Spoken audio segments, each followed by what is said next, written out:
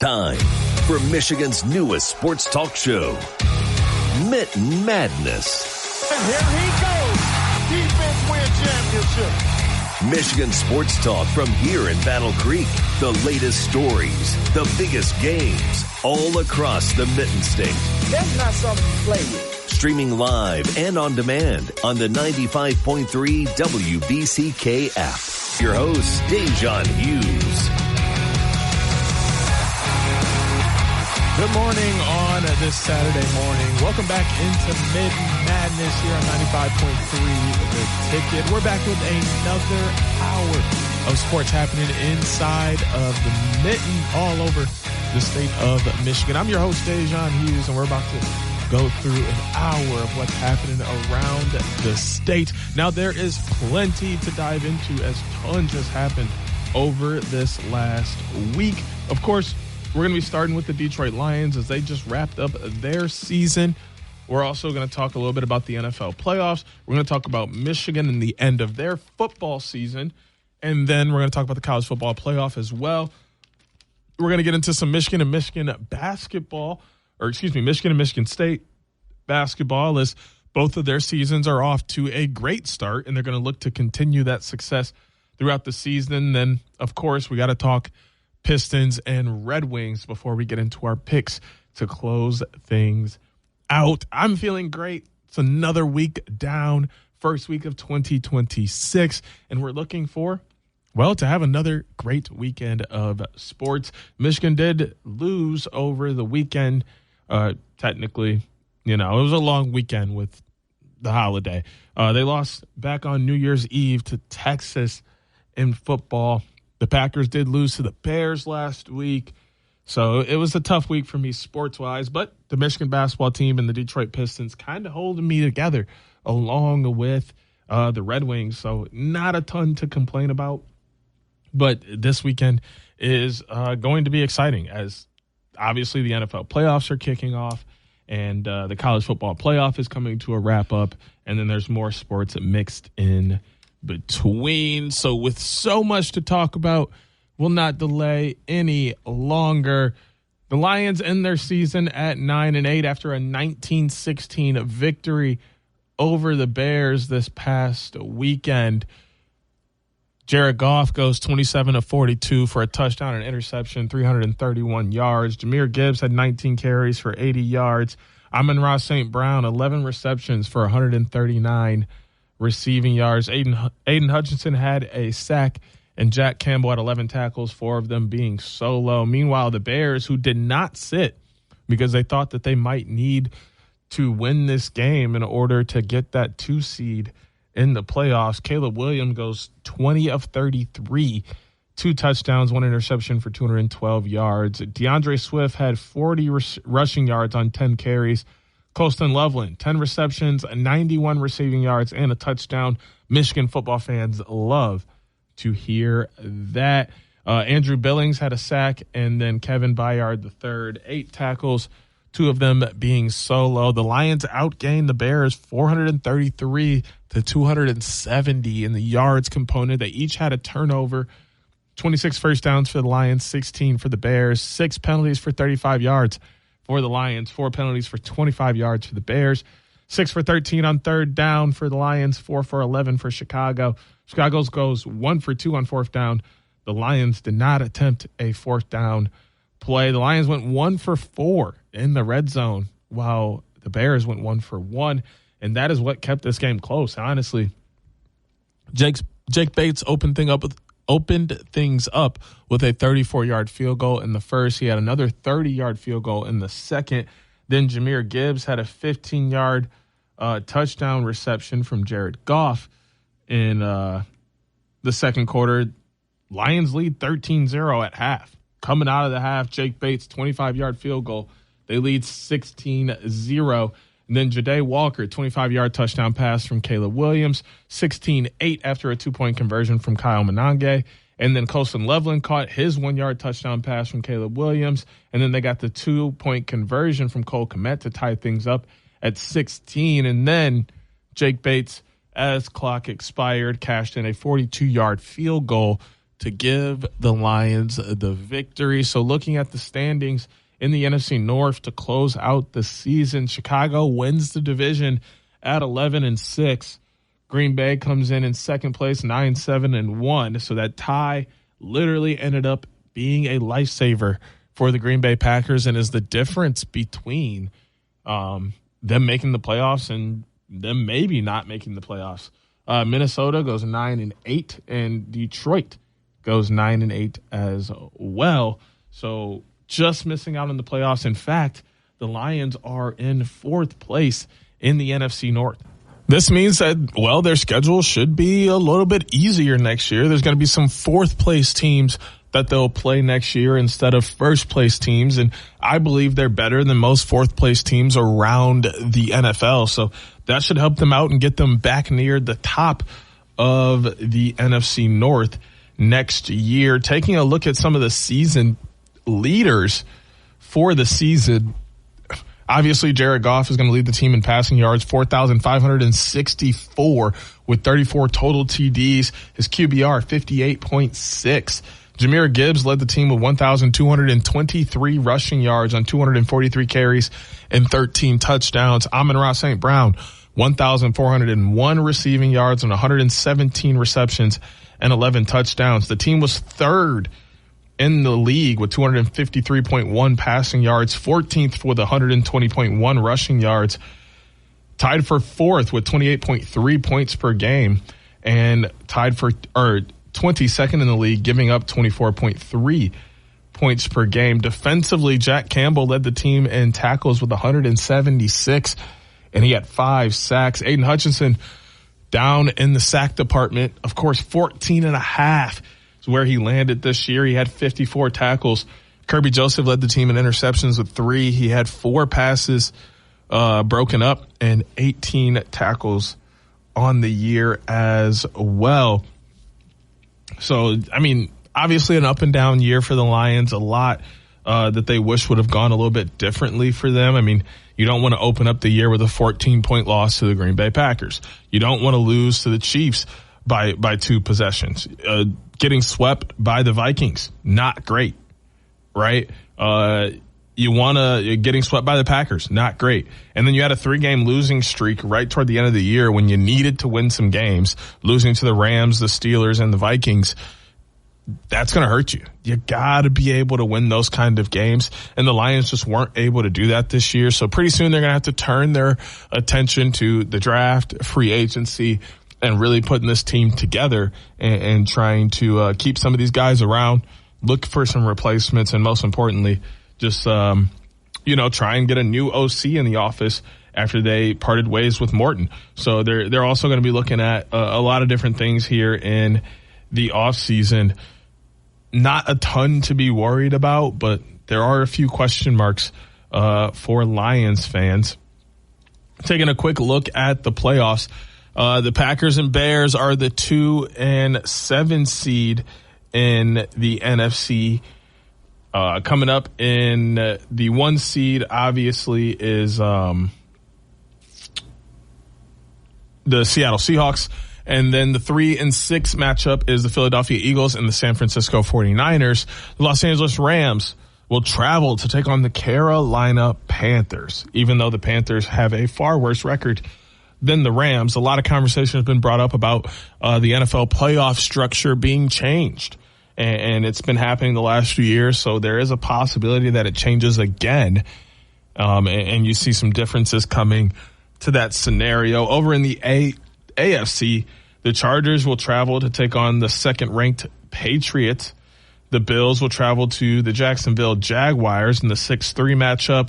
And then the Houston Texans will travel to take on the Pittsburgh Steelers in the 5-4 matchup on the AFC side. The Denver Broncos will be the 1 seed with the bye. Then you have your divisional round games on the 17th and 18th. Conference championship round is the 25th. And of course, the big game coming up in February. We're going to dive deeper into the NFL playoffs when we get around to our picks, because we're just going to do all 6 playoff games to open up the NFL season. Or NFL playoffs. Why else would we be here? We're not going to do any other games, so not even going to talk about any of these games and what I'm expecting to see, who's going to be there, anything like that, because we can do that later on in the show. But we do have to talk about Michigan. The Wolverines took on the Texas Longhorns on New Year's Eve in the Cheez-It Citrus Bowl. And, well, this was a fantastic game. Bryce Underwood goes 23 of 42 for 199 yards, 2 touchdowns, but 3 interceptions. Bryson Kuzdal, who ended up being the top running back in this game, goes for 20 carries for 82 rushing yards. Donovan McCulley had 4 receptions for 54 yards. No sacks for the Wolverines, but TJ Metcalf had 7 tackles, 5 of them being solo. Meanwhile, Arch Manning goes 21 of 34, 221 passing yards, 2 TDs. He had a crazy game on the ground, which we talked a little bit about this last week. 155 rushing yards, 9 carries, 2 touchdowns. Ryan Wingo had 64 yards, 4 receptions. So this game got out of hand quickly. Shipley cashes in on a field goal. Zavada and cashes in a field goal as well to tie things up. Then Kendrick Bell had one of the best catches we've ever seen in our lives.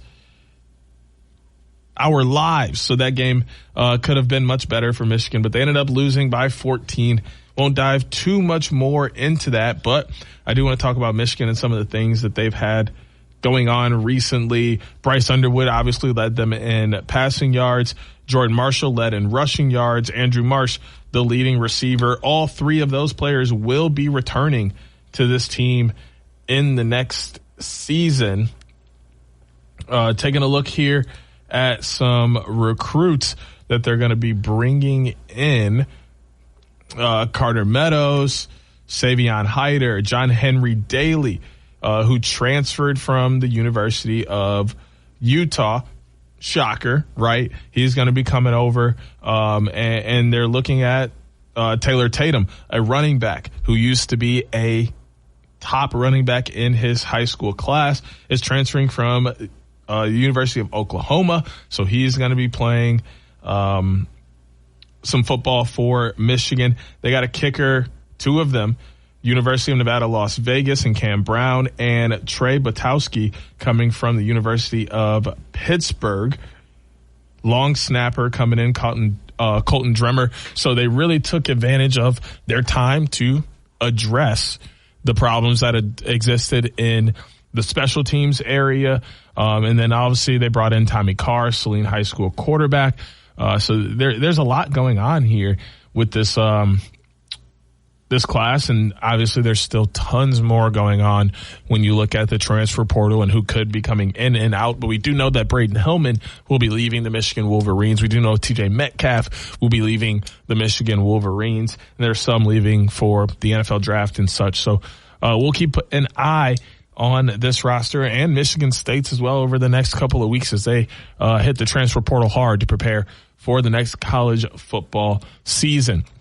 But speaking of college football, we got to talk about the playoffs. It's been a wild playoff. Things opened up with Alabama taking down Oklahoma, and then you had Oregon taking down James Madison. Ole Miss beat Tulane, and Miami beat Texas A&M.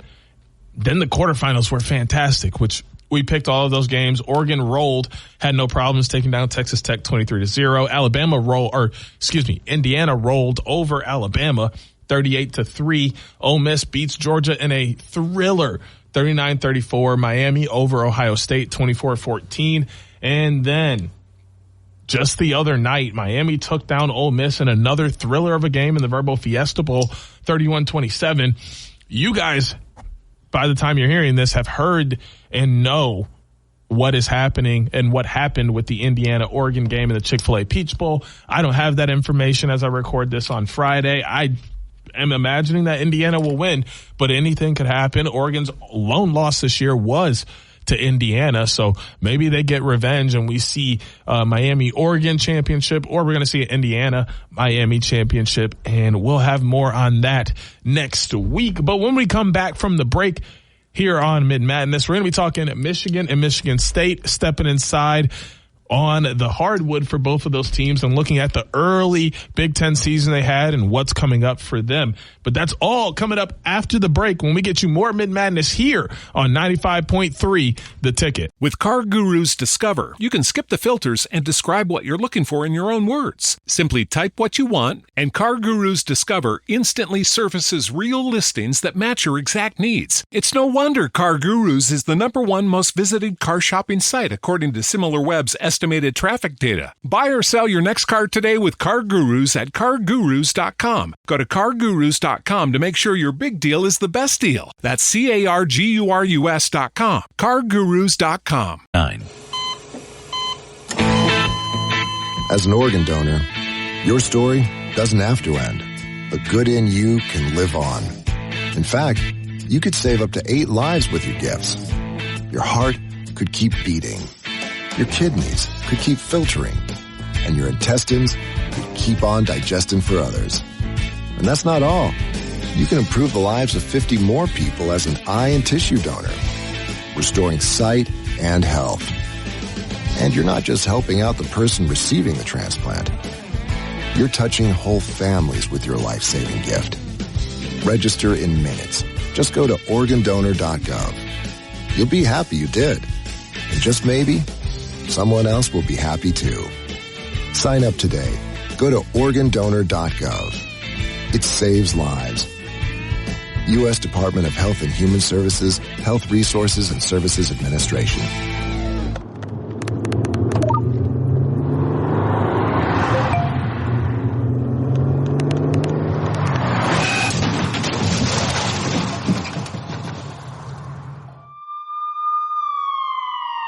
These are the sounds of someone taking their eyes off the road.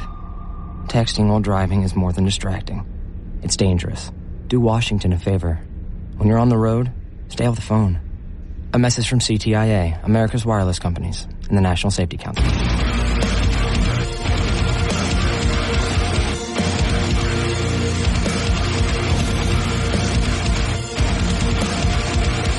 Welcome back into Mitten Madness here on 95.3 The Ticket. It's time for us to talk about Michigan and Michigan State when it comes to college basketball. We're going to start with the Spartans. The last time we talked about the Spartans, they were preparing to take on the 13th ranked Nebraska Cornhuskers. And Michigan State ended up losing this game by 2. Nebraska staying undefeated, moving to 3-0 in the Big Ten. Rank Mass goes for 19 on 6 of 15 shooting, 1 for 2 from the free throw line. Jackson Kohler led the Spartans 7 of 10 from the field for 19 points. Carson Cooper at 13 rebounds. Mass also led the Cornhuskers with 7. And then Jeremy Fears Jr., 7 assists, 4 turnovers in 35 minutes. Sam Hoiberg, though, doing his thing as well. 5 assists, no turnovers in 32 minutes of play. Spartans shot 34% from the field. Nebraska, 32%.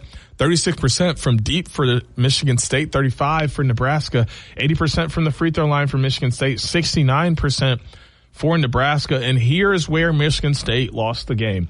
They had 21 turnovers in this game compared to Nebraska's just 8.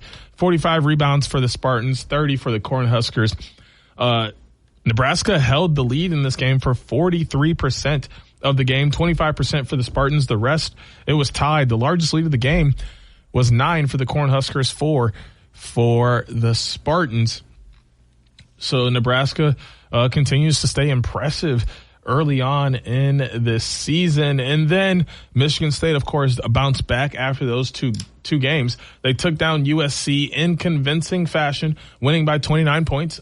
Much like Michigan had done previously. They had just played them 2 nights before. Michigan took down USC by 30, which we'll talk about in just a few moments.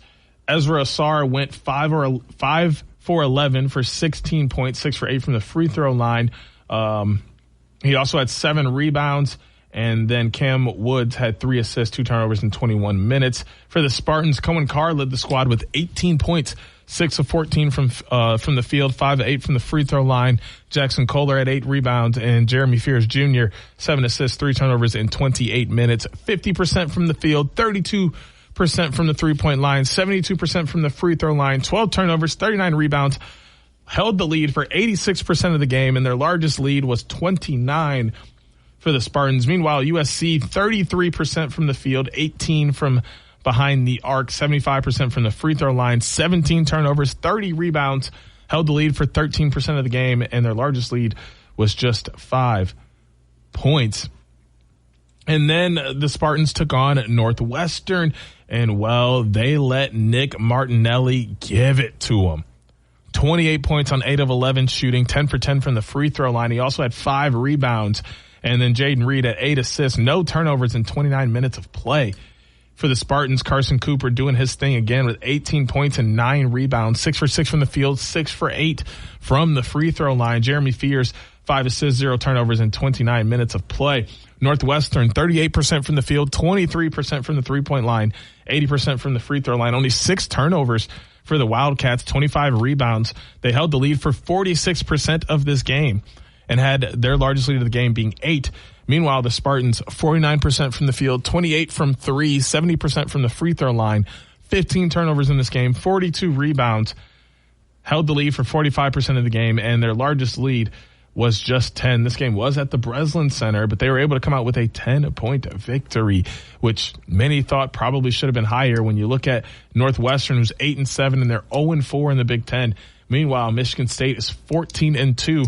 And they're 4-1 in the Big Ten, which is good enough for 4th place for them. They're half game behind the 3 teams that are tied for the lead in the conference at a perfect 3-0. Their next game is going to be on the 13th, which, looking at the calendar, that is going to be on Tuesday. They'll take on Indiana, 8 p.m. on Peacock, and then they will play at Washington. This game is to be determined on Big Ten Network, both the date and time, but it has to be sometime between the 13th and the 20th because they will play Oregon at 9 p.m. on January 20th on FS1. So the Spartans by far have nothing to worry about so far. They have their 1 blemish in conference play. They have their 1 blemish out of conference play to Duke by just 6 points.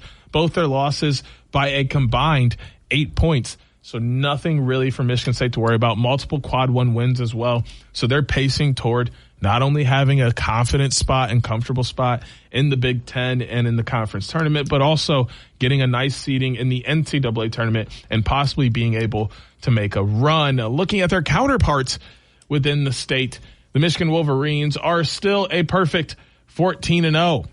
They're 4-0 on the year. They're in the conference play, tied with Nebraska and Purdue. Purdue technically sits below Michigan in the conference standings because they are 14-1 and have a loss on their record. And then Nebraska technically sits above Michigan because they played 1 more game than Michigan and are technically 15-0 on the year. But things were interesting for Michigan in this last week. Last time we talked, they were preparing to play USC. And as I mentioned earlier in this segment, Michigan had no problems with USC. Well, I shouldn't say no problems, but they took them down 96-66, a 30-point victory, largely on the back of Morez Johnson. 29 points on 10 of 12 shooting, 8 of 10 from the free throw line, 6 rebounds in the game. Elliot Cadeau had 7 assists, 3 turnovers in 29 minutes. Meanwhile, USC, Jaden Brownell goes for 16 points on 6 of 10 shooting, 2 for 2 from the free throw line, also had 6 rebounds.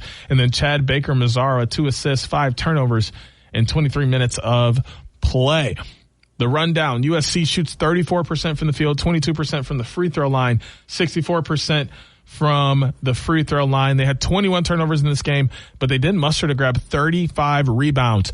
Wild thing is they led for 0% of this game, and they had no amount of lead at all. Meanwhile, for the Wolverines, they shot 48% from the field, 20% from the three-point line, 72% from the free throw line. They only had 11 turnovers. They grabbed 40 rebounds. They led for 99% of this game, and their largest lead was 30. Michigan got off to a slow start, one of their worst shooting games of the season, but I think that Chrysler Center home advantage really helped them out there. They did cover the spread in this game, and they were able to move on, staying undefeated. But their next game, it would be a test. Their next game would be a test. I mean, looking in, nobody thought it would be, right? Penn State was coming into this into the game at 9-6. They were 0-3 in the Big Ten at the moment.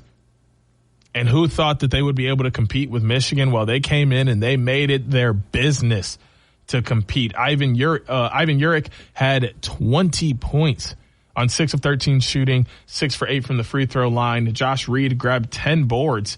And then Freddie Dilion, the fifth, had 4 assists, 2 turnovers in 38 minutes. Penn State, I mean, they came out to play. LJ Kaysen had 14 points, 5 of 8 field goals, 2 for 3 from the free throw line for the Wolverines. Yaxel Landenborg led the team with 7 rebounds, also 4 assists, no turnovers in his 27 minutes of play. Michigan shot 46% from the field, 30% from the three-point line, 74% from the free throw line, 12 turnovers, 37 rebounds. They led for 80% of the game, and their largest lead was 15. Meanwhile, the Bryce Jordan Center crowd, which was almost non-existent in University Park, Pennsylvania, took on or shot 35% in this game from the field, 27% from the three-point line, 78% from the free throw line. They had 10 turnovers, 43 rebounds. They led for 17% of the game, and their largest lead was 6 points. So they hung in. They covered the spread, one of the few teams this year to cover the spread against Michigan, but ultimately a three-pointer at the buzzer that did not go in ended up being the difference in this game. And Michigan would go on to win by 2, 74-72, just escaping a disastrous upset loss that probably would have turned not only the Big Ten on its head, but the entire NCAA basketball community on its head. So Michigan going to look to clean up a few mistakes, mostly shoot better and take care of the ball a little bit better as they prepare to take on Wisconsin. That game is going to be later today, 1 p.m. on CBS. And then they will take on Washington. That game is going to be Wednesday, 1/14 at 10:30 p.m. on BTN before they take on Oregon. Both of these games are on the road for Michigan, so they will host Wisconsin at the Chrysler Center. Then they will be on the road at Washington, 10:30 p.m. on Wednesday, 1/14 on the Big Ten Network, and then they will be on the road at Oregon, 1/17, 4 p.m. on NBC. So those are all games to keep an eye on as Michigan looks to stay undefeated, not only in conference play, but on the season before they run into Indiana, Ohio State, and then they have their 2 ranked matchups before it gets a little bit tougher. Nebraska at 10, Michigan State at 12, and then later on they play 5th ranked Purdue, 6th ranked Duke, 16th ranked Illinois, 19th ranked Iowa. It's going to get tough for the Michigan Wolverines, but as of right now, they're still playing really great basketball. They're still figuring out how to win games, whether it's by 30 or by 2 or by 1 or by 4 or by 40 or by 10. It doesn't matter. They're winning games, and they're still perfect and undefeated. They're going to look to continue that success. But obviously, like I mentioned, the next notable game for them really isn't until January 27th. That's going to be a 7 p.m. game on Peacock against the Nebraska Cornhuskers, who are also undefeated. They're 10th in the country, the first time they've ever been ranked top 10 in the country, and they took down Michigan State. So there's a lot at stake when they get ready to take on the Nebraska Cornhuskers. And then 3 days after that, they have the biggest game of the season, the Michigan State Wolverines, or the Michigan State Spartans, and it's on the road at Breslin. So it's going to be a tough stretch toward the end of January into February. But if anybody can handle it, it seems like these Michigan Wolverines can. When we come back from the break, we'll be talking about the Detroit Pistons, the Detroit Red Wings, and everything happening in Little Caesars Arena here on Mitten Madness on 95.3 The Ticket. Mike Rowe on the Skills Gap and how a student organization known as Skills USA is trying to fill it. So the thing about Skills USA that's so cool, and the reason that my foundation has supported it for years, is that it's deliberately and intentionally focused on celebrating a skill. 3 million jobs right now exist in the trades and transportation and commerce. The skills gap is real. Training kids and getting them excited to do the jobs that exist ought to be job one. Skills USA does that in a big way. It's about excellence and competition and being good at what you do, and eventually, through all of that, learning who you are. Skills USA is working.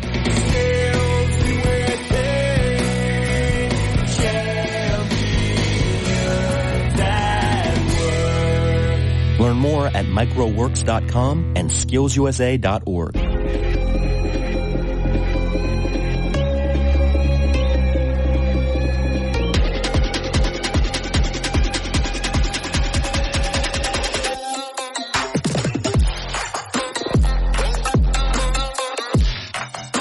Welcome back into Mitten Madness here on 95.3 The Ticket. It's time for us to step inside of Little Caesars Arena, and we're going to talk about two first place teams. Yeah, you heard that right. First place for both the squads that are playing inside of the same arena. Looking at those standings first, in the NBA for the Detroit Pistons, they not only sit atop of the Central Division, they sit atop of the entire Eastern Conference. They are 28-9. They're 4 games above the Knicks, who are 24-13, 4.5 above the Celtics at 23-13, 5.5 above the Toronto Raptors, who are 23-15, 7 games above the 76ers at 20-15, and 7.5 above the Magic, who are 21-17. That's your top 6 who are going to make the playoffs in the East. Then you have Miami, who's 20-17, 8 games back. Tied 8 games back are the Cleveland Cavaliers at 21-18. And then the Atlanta Hawks are 18-21, 11 games back. And so are the Chicago Bulls, who are 17-20. Those 4 make up your 7 through 10 play-in squads. The Pistons are still fighting to get to that number 1 seed in the entire NBA. They are 28-9. They're 2.5 games behind the Oklahoma City Thunder, who are 31-7. So the Pistons are definitely doing everything they can to not only put pressure on the Thunder, but really just to maintain who they are as a team and continue to win games. Looking at the team leaders, Cade Cunningham, 26.7 points per game on 46% shooting. Also has 9.6 assists and just 3.9 turnovers in 35.8 minutes per game. Jalen Duren, 17.9 points per game, 10.6 rebounds, and 63.3% shooting from the field in 28.4 minutes. Cade Cunningham also has 1.6 steals, and Isaiah Stewart, 5.6 rebounds, 0.3 steals, and 2.1 blocks per game. The team has 118.5 points per game, 46.1 rebounds, 26.8 assists. Taking a look at their schedule, I mean, things have been great for them over the last couple of days. They did drop a game on the 1st to Miami since we last talked. That was Thursday. They lost 118-112, but since then they're back on a 3-game win streak. They took down the Cleveland Cavaliers 114-110. Cade Cunningham led the squad with 27-7. Ron Holland had 10 rebounds. Then the very next day, they took on the New York Knicks for first place in the East, and they remember what happened back at the end of last season in May when the Knicks took down the Pistons and ended their season. This is the first time they had played since then. Yeah, Pistons gave them a 31-point loss. Take that L and start walking with it, buddy. They didn't want anything to do with the Knicks. Cade Cunningham had 29-13. Isaiah Stewart, 9 rebounds. And then they just played the Chicago Bulls on Wednesday, and you'll never guess who was the star. It was Isaiah Stewart, a career-high 31 points for Stewart. Asir Thompson had 8 rebounds. Dennis Jenkins pours in a career-high 15 assists as well in this game as the Pistons win 108-93, giving them that 3-game victory. They're going to look to get revenge on the Los Angeles Clippers, who the last time they saw them was on the road at Crypto Arena back on Sunday, December 28th, and they let Kawhi Leonard drop 55 points and the Clippers grab a victory. They're going to look to avenge that before they take on the Phoenix Suns Thursday, January 15th. They get a little bit of a break after playing on Saturday, 4 days off before playing again on Thursday. Then they'll play again next Saturday against the Indiana Pacers. So, I mean, really, there's not a ton to talk about here with the Pistons other than they look absolutely phenomenal. Cade Cunningham is day-to-day at the moment. He sat out with a wrist injury against the Bulls, but Chaz Lanier filled in spectacularly for him in that game, and there was basically no real drop-off, especially when you got Isaiah Stewart going for a career-high 31 points. So they'll look to maintain their number one seed in the Eastern Conference and in the Central Division, while also looking to make a push to be the number one team in all of the NBA, as they have had a phenomenal start to the season, led by none other than Cade Cunningham, who has definitely worked his way into the MVP conversation. Switching over to lay the ice down in Little Caesars Arena and talk about the Detroit Red Wings, who are tied for first in the Atlantic Division with the Montreal Canadiens. The Canadiens are 25-13-6 for 56 points. Red Wings are 26-15-4 for that same amount of points. And then you have the Tampa Bay Lightning, who are 26-13-3 for 55 points. The Sabres, 23-15-4 for 50 points. Shout out Sabres, trying to make a run here over the last couple of weeks. The Maple Leafs, 21-15-7, 49 points. Bruins, 23-19-2 for 48 points. The Florida Panthers, 22-18-3 for 47 points. And the Senators are 20-18-5 for 45 points. Looking at the league overall, the Red Wings are sitting in sixth place, well, tied for fifth technically with the Canadiens, only sitting behind the Hurricanes, the Wild, the Stars, and the Avalanche. In division, like I mentioned, they're tied for first. In the Eastern Conference, they are also tied for second, only sitting 1 point behind the Hurricanes, as they are tied with the Canadiens. Looking at the stat leaders for the squad, Alex DeBrincat has taken over in the goals department. He has 10 on the power play, 22 overall, and 154 shots. Lucas Raymond continues to do his thing. He leads the team with 47 points. He has 34 assists, 13 goals. His plus minus is 6, and he has 15 power play assists. The team scores 3.09 goals per game, gives up 3.11 goals per game, good for 16th in the league. Their power play is at 24.8%, which is good for 6th in the league. The penalty kill at 80.2%, good for 15th in the league. Meanwhile, goaltending, John Gibson has been a star of recent, only giving up 2.86 goals per game, 72 goals against on 637 saves on 709 shots. His save percentage, .898. And he has 15 wins on the season so far. The last time we talked about the Red Wings, they were just coming off of a loss to Pittsburgh 4-1 after lost to Pittsburgh 4-3. And they turned around and lost to them 4-1 in the very next game. Gibson grabbed that loss. The top performer was was Gibson, because, I mean, he had all the saves in the world that he could and just wasn't enough. Then the winning streak gets back started on the road at Iowa. Red Wings win 5-3. Van Riemsdyk is going to be your top performer. Gibson picks up the win in net. And then they just took down Vancouver at Little Caesars Arena 5-1 Thursday night. Gibson was your top performer as he gets the win in that game as well. Their next game is going to be against none other than the Montreal Canadiens. If they're able to beat the Canadiens on the road, they're going to take first place in the Atlantic Division, and then they have Carolina coming up after that. So they really could not only have first place in the Atlantic, but they could also have first place in the entire Eastern Conference if they're able to go out and win their next two games. And then they play Boston on the road, which we know is a tough game, before they take on San Jose Friday, January 16th. 4 games in this next week. If they're able to win those and start a 6-game win streak, they're putting themselves in pristine position to not only, take advantage of the spot they have at the top of the Atlantic Division, but take advantage of being the top seed in the entire Eastern Conference. You know what that means? That means they're going to be hosting playoffs at Little Caesars Arena all the way through.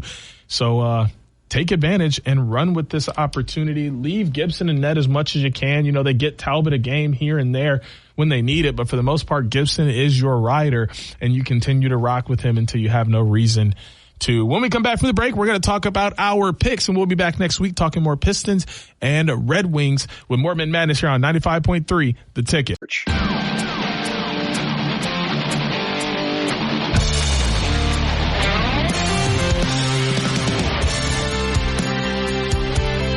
Welcome back into Mitten Madness here on 95.3 The Ticket. It's time for us to get into one of the best parts of the show. It's time for us to get into the picks. Now, you can play along with the picks every single week to see how well you know ball and to see if you know ball better than I know ball. All you have to do is listen for the games that we're going to be picking. You can hear my deliberation and what I have to say about it, my picks, my thought process. Do your own deliberation, research, thoughts, and then make your picks.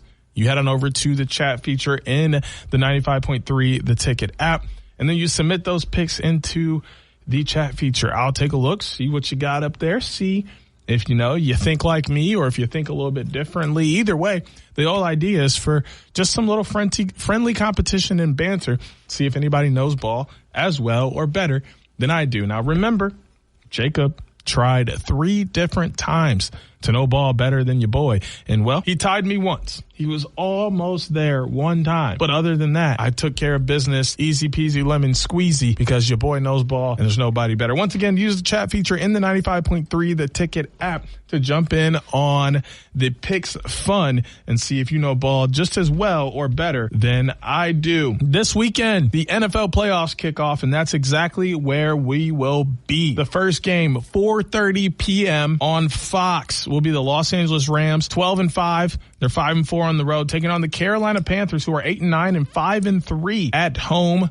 This game will be at Bank of America Stadium in Charlotte, North Carolina. This game is later today. It will be here on 95.3 The Ticket. You got Stafford versus Bryce Young, Kyron Williams versus Rico Dowdle, Nakua versus Tedero McMillan, Byron Young versus Derek Brown, Nate Landman versus Christian Roseboom. Terrence Ferguson is questionable for this game with a hamstring injury. Josh Wallace questionable with an ankle injury for the Rams. Everyone else is really on the IR, out for both of these squads. Last 5 for the Rams, a little tough. They lost 2 games, one to Seattle in overtime by 1 point and the other to Atlanta by 3 points. They did take down Arizona twice and Detroit. The Panthers, on the other hand, they beat the Rams a couple of weeks ago, 31-28, but then they lost to the Saints, beat the Bucks, and then lost to the 49ers and the Bucks again. Granted, the last time they played the Rams, it was a home game for the Panthers, so that's something to keep about. They're 5-3 at home. They're going to be comfortable playing there again against a team that they already beat, but that is the thing. When you're playing a team that you already played and you beat them, it's hard to beat a team again. And I'm not sure that the Panthers have enough to take down the Los Angeles Rams for a second time. The predictor thinks so as well. 74.9% chance for the Rams, just 25.1% for the Panthers. The Rams are 10.5-point favorites, -575 on the money line, plus 425 for the Panthers. 45.5 sits on the over-under. And as I just mentioned, I'm going to be taking the Rams because I don't think the Panthers can beat the same team twice in the Rams this season. That's going to move us on to our second game of the week, which should be a certain game, but I'm saving the late Saturday night game for later on in this pick segment. It's going to go last, and I think you can take your guesses why, but we'll get there in a second. 1 p.m. tomorrow, CBS. This game will also be here on 95.3 The Ticket. The 12-5 Buffalo Bills, who are 5-3 on the road, will travel to take on the 13-4, 7-2 at home Jacksonville Jaguars. The Jaguars have a 51.8% chance to win, 48.2% for Buffalo. 1.5-point favorites are the Bills on the DraftKings lines, though. 51.5 on the over-under, -112 for the Bills, -108 for Jacksonville. It will be at Everbank Stadium in Jacksonville, Florida. Trevor Lawrence, Josh Allen, Travis Etienne Jr., James Cook III, Khalif Shakir, P. Washington. I mean, this game is going to be electric. The thing is, Jacksonville's coming in on a 5-game win streak, taking down Indianapolis twice, Denver, the New York Jets, and the Tennessee Titans once. Meanwhile, the Bills are still cruising as well. They're 4-1 in their last 5. They have a lone 1-point loss to the Eagles, but they have beat the Jets. They beat the Bengals, the Patriots, who are the 2 seed in the AFC, and they beat the Browns. So this game is going to be great, and I think it's going to be just as close as all of these metrics are pointing to. The question is, who is the team that's going to come out on top? And what's screaming at me is this 7-2 home record for the Jacksonville Jaguars. I got to lean toward patterns, and that is a very strong pattern to see. I'm going to take the Jags to win at home over the Bills. Plus, I mean, Josh Allen has had problems in the playoffs before. Next game tomorrow, 4:30 p.m. on Fox. Also here on 95.3 The Ticket. It's going to be the 12-5 San Francisco 49ers, who are 7-2 on the road, traveling to take on the Philadelphia Eagles, who are 11-6, and they're 5-3 at home. The Eagles have a 56.3% chance. 49ers, 43.7% chance. 5.5-point favorites are the Philadelphia Eagles. Negative 250 on the money line, plus 205 for the 49ers. 44.5 sits on the over-under. Purdy versus Hurts. McCaffrey versus Barkley. McCaffrey also their leading receiver, going against Devontae Smith as their leading receiver. Trent Williams is questionable. George Kittle, questionable. Fred Warner, obviously out on the IR. Ricky Pearsall, questionable. Yetur Gross, Matus, also questionable. Meanwhile, for the Eagles, Dallas Goedert, Jalen Carter, Lane Johnson, Grant Calcaterra, and Marcus Epps are all going to be questionable coming into this game as well. The Eagles are 3-2 in their last 5. They dropped to the Commanders last week, 24-17, and they have an overtime loss to the Chargers, 22-19 a couple weeks ago. They beat Las Vegas, beat Washington, and Buffalo in that same stretch. Meanwhile, the 49ers lost to Seattle, and that's their lone loss in their last 5. They beat Chicago, Indianapolis, Tennessee, and Cleveland. The injuries on both sides are questionable, and possibly being without your left tackle, your number 1 receiving target in George Kittle, outside of Christian McCaffrey and Ricky Pearsall. It's an uphill battle, especially without your number 1 linebacker, who's been out for half the season. This game being at Lincoln Financial Field in Philadelphia, Pennsylvania. The fans are going to show out for this game. It's going to be tight. It's going to be a close one, but I do pick the Eagles to win this game, and this may come back to bite me, but hey, we roll and we say, fly, Eagles, fly. You feel me? So the last game coming up on Sunday night, tomorrow, 8 p.m. NBC and Peacock. Also here on 95.3 The Ticket. The 11-6 Chargers, who are 5-3 on the road, will travel to take on the 14-3, 6-3 at home New England Patriots, who have a 53.5% chance to win compared to the 46.5% chance for the Chargers. A 3.5-point favorite are the Patriots. They're also negative 192 on that money line, plus 160 for the Chargers, 45.5 on the over-under. Drake May, who's had a phenomenal season, and many are talking about putting him in the MVP conversation against Justin Herbert. You have Kamani Vidal and Travion Henderson, Stephon Diggs, and Ladd McConkey. I mean, the offenses are there. Amarion Hampton is questionable coming into this game. Keandre Lambert-Smith, questionable as well. Linebacker Delshon Phillips and cornerback Elijah Molden, also questionable. Austin DeClucas is questionable with an oblique injury on the offensive line. For the Patriots, no one notable outside of Kayshon Boutte, questionable. Harold Landry III, the linebacker, is questionable as well. Thayer Munford Jr. is questionable with a knee injury at offensive tackle. The Patriots are 4-1 in their last 5, a lone 4-point loss to the Bills. They took down the Giants, the Ravens, the Jets, and the Dolphins in that stretch. Meanwhile, the Chargers are 3-2 in that same stretch, an overtime victory over the Eagles. They took down the Chiefs, also took down the Dallas Cowboys before losing to Houston and the Denver Broncos to close out the season. And I think that's the difference for me in this game, is that the Chargers are coming off of 2 losses. There's not a lot of good energy for them coming into this game. Meanwhile, the Patriots are just the number 2 team in the AFC, almost the number 1 seed if it wasn't for, Denver beating the Chargers.